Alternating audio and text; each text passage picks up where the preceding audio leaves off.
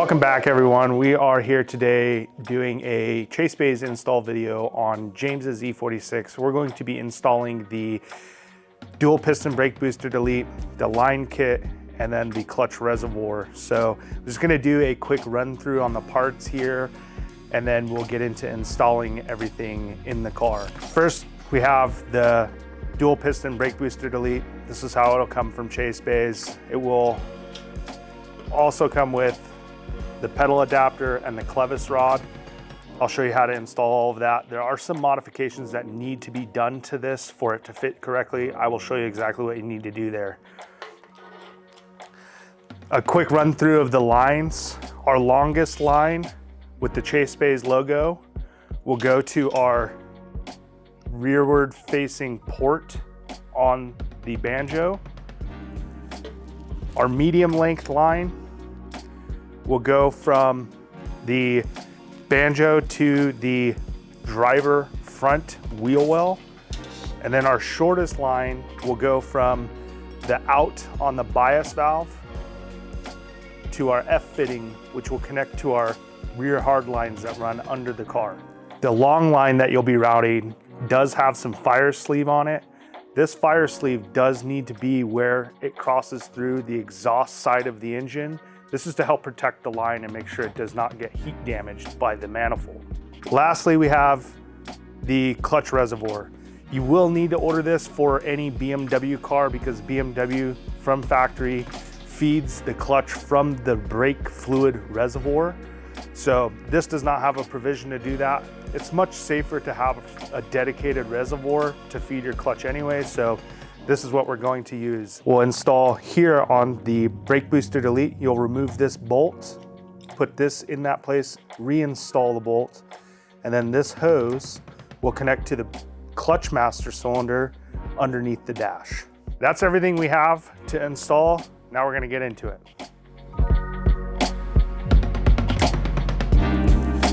First things first, we need to get everything out of this car, including the brake booster and the master cylinder. First step to this process is going to be remove the intake. This is going to be variable on what you have in your car. We have a custom built intake here. If you have the stock air box, you're going to have some 10 millimeters here. You'll need to take those out, and then you'll be able to take the air box out. It has the dam that goes over the front. You'll take those push pins out and get that out of your way so you can pull the intake piping out of the way so that we can gain access to this divider here and get it out. So that's what you'll need to do. You'll also need to pull all of this weather stripping off. And then you also need to get the cabin air filter tray out.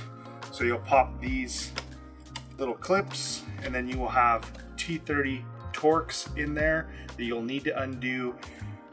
You will pop these clips here to undo the cabling that runs through this. Drop that down so that you can remove this metal shelf.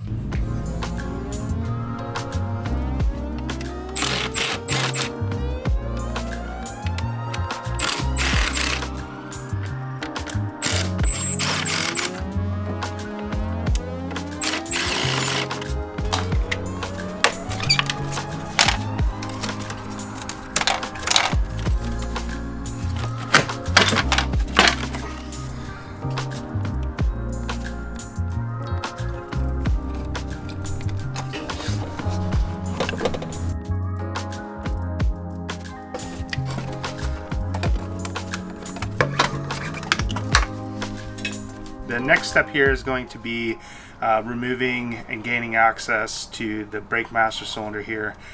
We have the brake booster vacuum hose that will need to be removed. You'll either have a hose clamp here, or from factory it will have a crimp clamp. You can cut those off and then pull the hose off. You'll need to get this coil harness out of the way. There's two ways to do that. I'm going to open the e-box lid with a 5mm hex. The other way would be to remove the beauty cover on the engine and unplug that side from the coils and sling the harness over this way. Once we get that stuff out of the way, we're going to get this divider out. It's just got these two twist locks here, one in the back. And then we'll be able to pull this divider out and gain a little bit more access to the brake booster and master cylinder.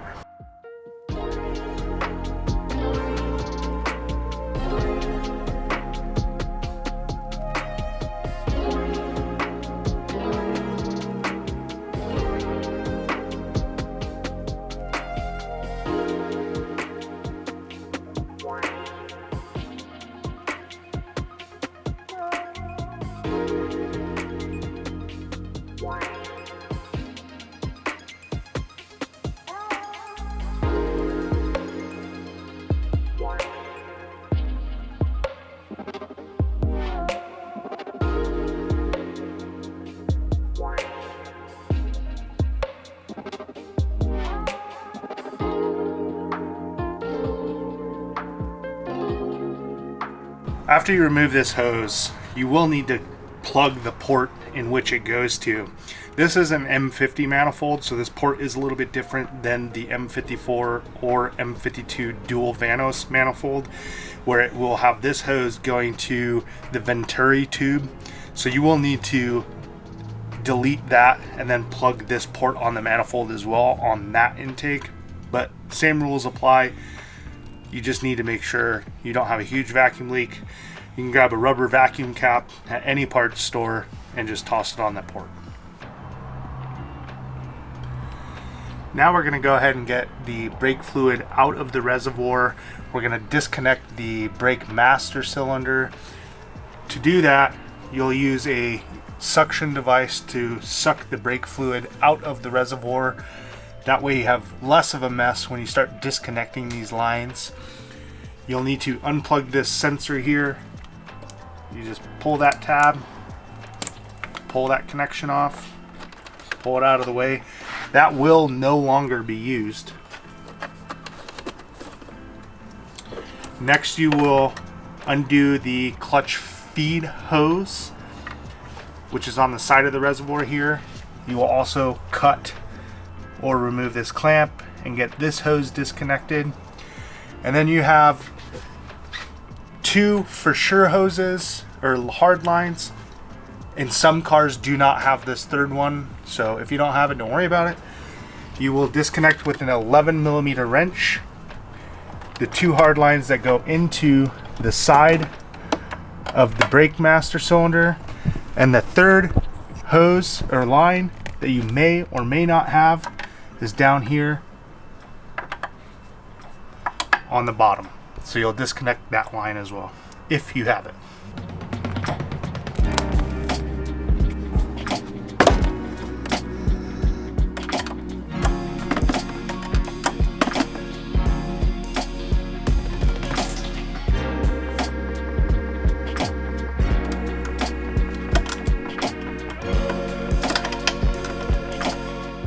You'll need to remove the reservoir. You don't have to, I like to. You'll use a T25 to take this bolt out.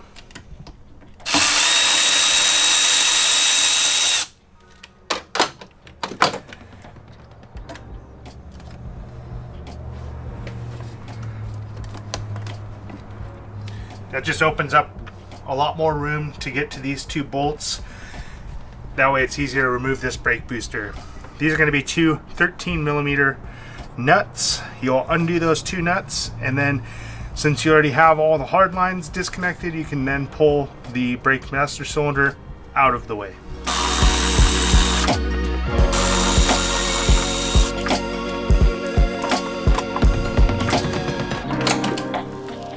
When you're pulling the master cylinder, there'll be two electrical connectors. You'll just squeeze the connector, pull electrical connections off, and then you'll be able to pull the master out. Okay, so we have a E36 pedal set here, and I just set this E46 pedal on here just to demonstrate what we have going on. The E46 pedal itself is not compatible with the Chasebays kit. You will need to get an E36 pedal. We'll put the part number here somewhere, and then all you'll need to do inside the car is pull this clip off, and then there's another clip that holds the rod that comes through here. You'll pull that clip out, and all it is a clip that you need to spring apart and then slide off. Once you have that off, you can pull the brake pedal out, toss that one to the side, bring in your E46 pedal, slide that into place, and then reinstall your clips like that. Okay, so this is what the pedal adapter and everything will look like when it is installed on the pedal. I'm going to show you this now because it's kind of hard to see under the dash.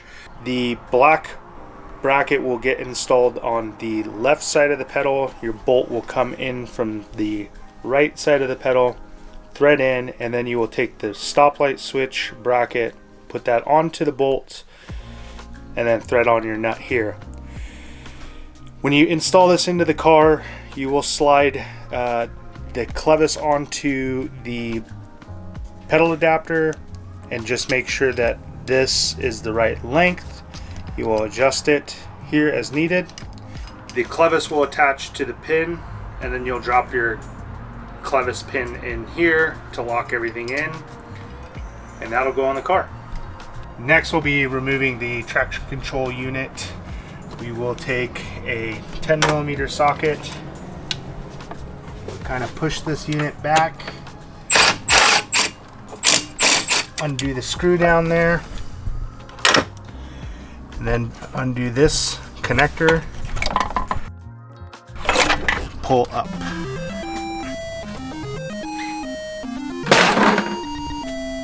After that's out of the way, you can go ahead and pull your brake booster out.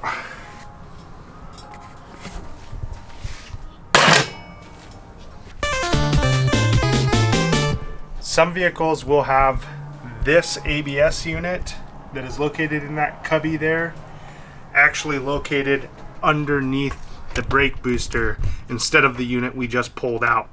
So just keep that in mind. If your ABS unit is over here, some of this may differ, and for the connections it will be all the same, just that that's going to be pulled out over here instead of over there. So to remove the ABS unit, you'll use a 11mm wrench. You'll undo all these lines.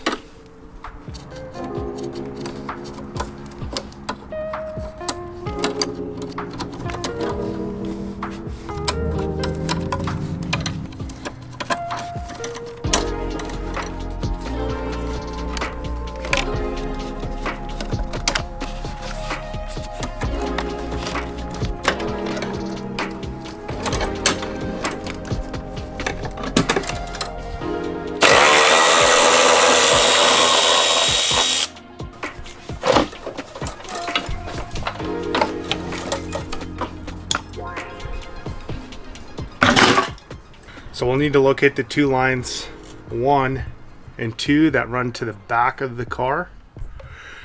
We'll need to disconnect them here at these unions using an 11 and a 15mm wrench.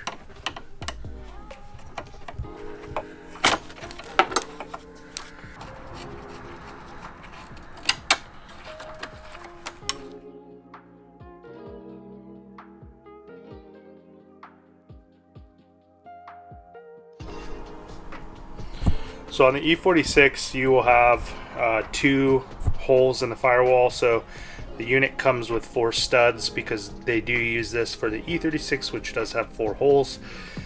In this case, you'll just take 2 of these studs and go ahead and just unthread them, get rid of them, and then we'll be able to install this unit. So you'll take your nuts off after you've got the studs out.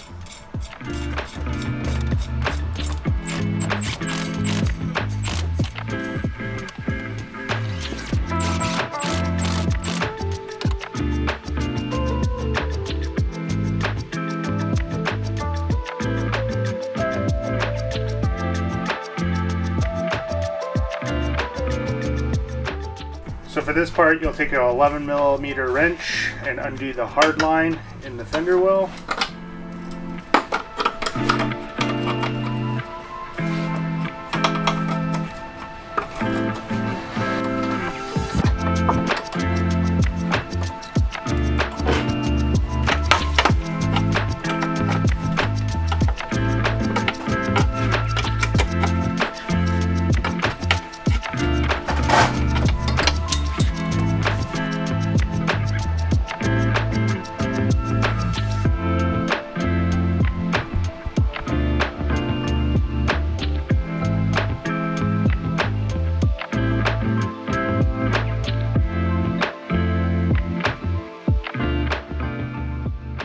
So we went ahead and skipped ahead a little bit here. We decided to pull out the hard lines.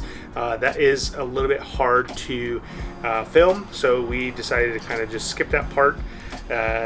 Essentially what we did was we just went through and we cut the lines as much as we could to get them pulled out from behind the engine and out of the engine bay itself. So you'll want to do that. It just takes a little bit of time, a little bit of effort, and then you'll be able to get these lines up and out of your way.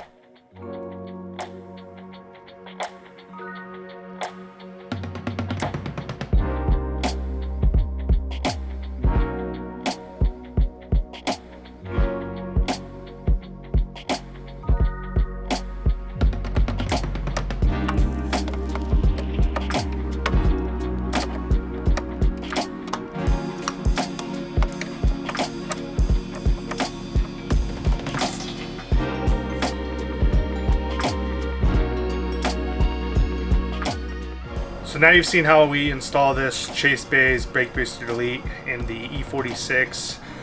The next and last step is going to be filling and bleeding the brake fluid system. So what you're going to do is you're going to fill the reservoir here and the clutch, and you're going to re-bleed both those systems. The clutch probably won't take as much pumping because, well, as long as you didn't touch that clutch pedal, there's not likely to be a lot of air in that system. But to be safe, you'll want to re-bleed that system. So make sure you fill this up, bleed that.